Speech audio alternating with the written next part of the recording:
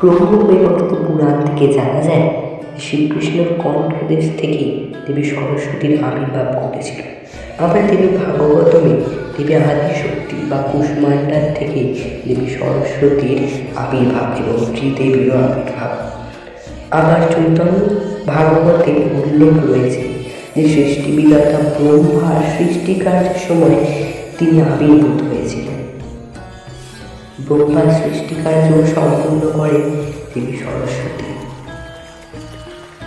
এই দেবী সরস্বতী জ্ঞানের দেবী, বিদ্যার দেবী, শিল্পকলায় পারদর্শী।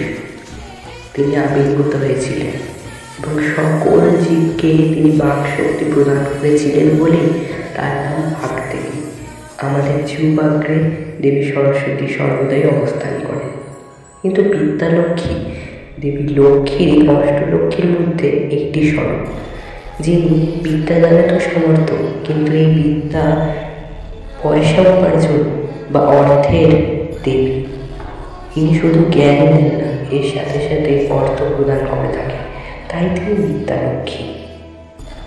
আশা করি আপনাদের কাছে সরস্বতী এবং বিদ্যালক্ষ্মীর পার্থক্য তুলে ধরতে পেরেছি। জয় মা সরস্বতী।